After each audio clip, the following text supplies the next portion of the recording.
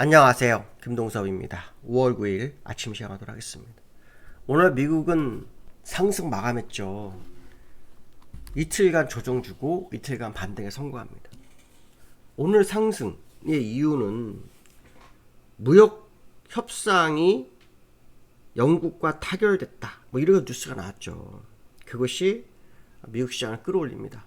상승폭은 좀 많이 줄었죠. 상승폭은 절반 이상 줄었는데 어쨌든 이 미국과 영국이 개괄적으로 무역 협상을 타결했다라고 했습니다.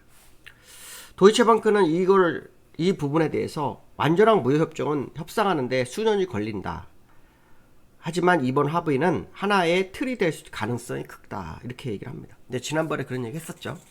미국이 가장 먼저 협상한 나라와의 금리의 모습, 그것이 되게 중요할 거다. 거기에 따라서 시장의 방향성이 결정될 수 있다. 이런 얘기를 했었는데요.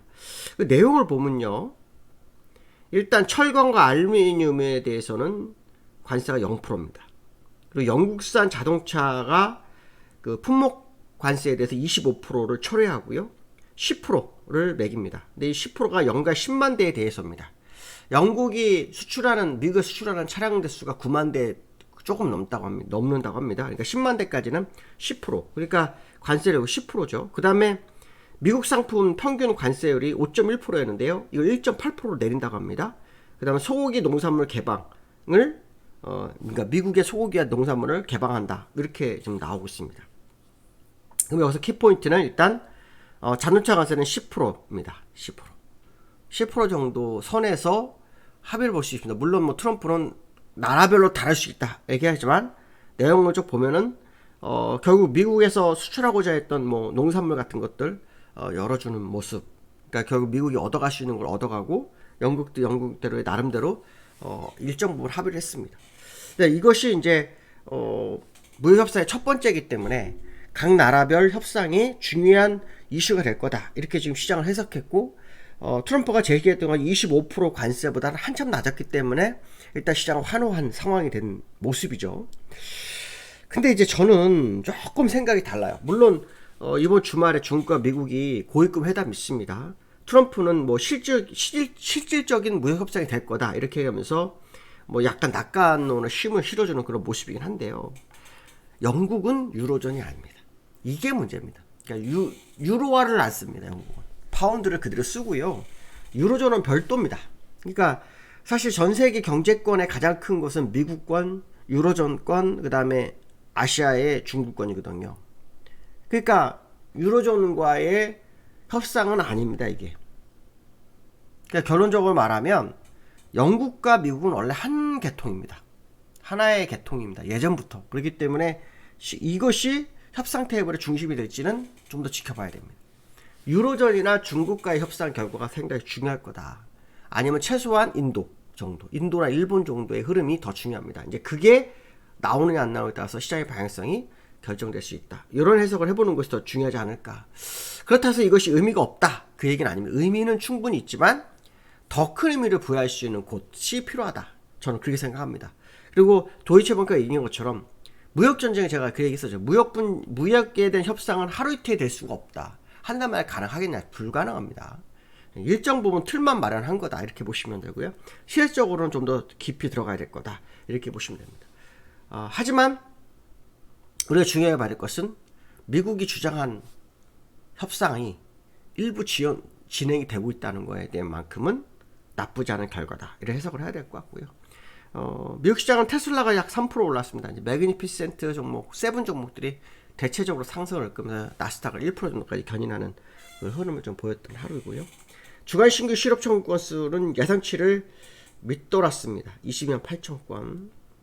나쁘지 않은 거죠. 고용이 그나마 늘어났다 이렇게 생각하죠. 직전 대비 1만 3천 건 정도 줄어든 거. 고용이 조금 회복되나 하는 생각을 해볼 수 있겠죠. 6월 금리 동결 가능성이 60%대에서 80%대로 뛰었습니다. 제롬 파월이 이번 FOMC에서 지켜봐야 한다. 관세를 지켜봐야 한다는 말을 22번을 했다고 합니다. 거기에 트럼프는 바보다라는 식으로 합니다. 뭘 모르는 바보다.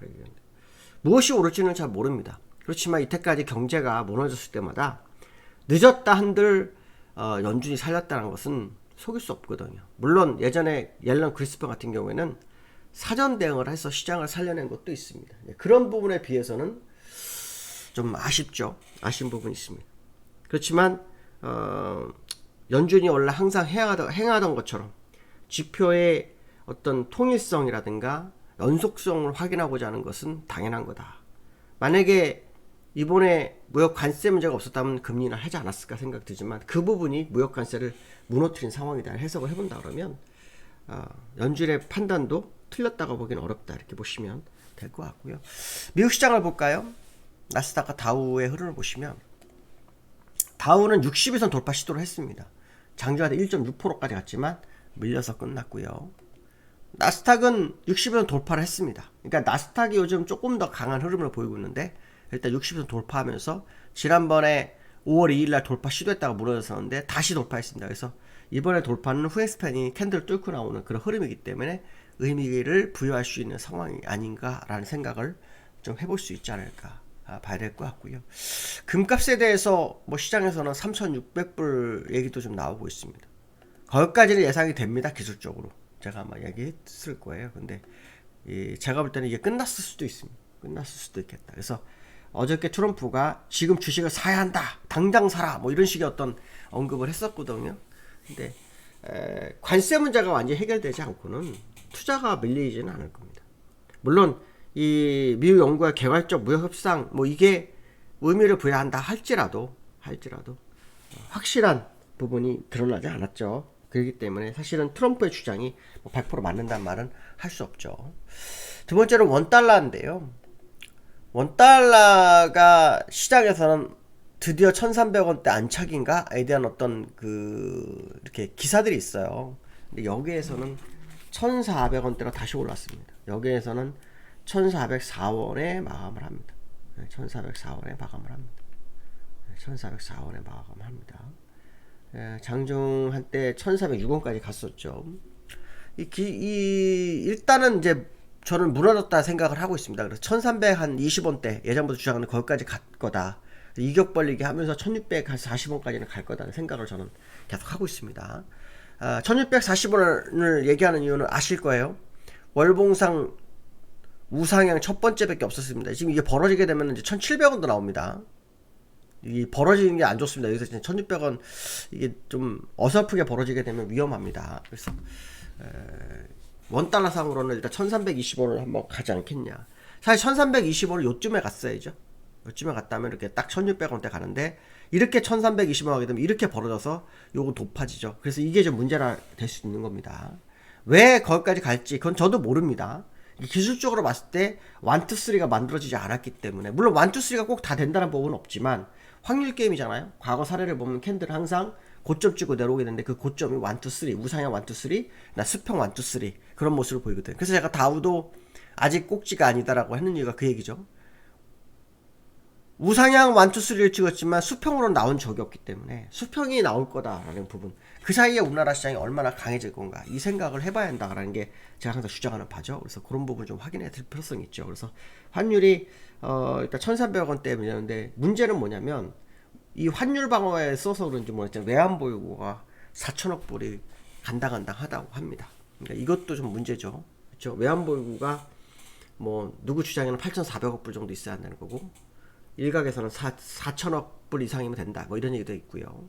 근데 저는 많은 말에서 좋다라고 본다면 줄어드는 건 좋은 게 아니다 이렇게 보셔야 되겠죠. 그래서 물론 뭐 과거처럼 외환 위기가 오진 않을 겁니다만 어쨌든 안정성 있는 외환 보유가 필요한데 약간 밀리는 거 줄어드는 것은 좀 주의를 해야 되지 않겠나 뭐 그런 생각이 들고 있고요. 그 다음에 코스피가 어저께 올라섰지만 완벽하게 올라서지 못했습니다. 장중에 0.6%에서 2,590까지 갔지만 더는 못 가고 약간 눌려서 끝나는 그런 흐름이 보였죠. 일단 200일선 돌파에 성공한 것은 의미가 있고요. 특히 이 200일선을 외국인이 시도하고 있다는 거죠. 선물 한번 현물로 이런 식으로 모습입니다. 특히 현물은 이틀 연속으로 매수를 하고 있죠. 이 모습을 봤을 때 국내장의 외국인의 기환이 본격화되는 시기가 도래한 거 아니냐라는 생각을 해볼 수 있습니다. 그래서 만약 그게 맞다고 한다면 국내장에 대한 의미가 상당히 있을 수 있고요. 어저께 외국인들이 또 삼성전자를 그동안 매도하다가 어제는 한 150만 개 정도 샀습니다.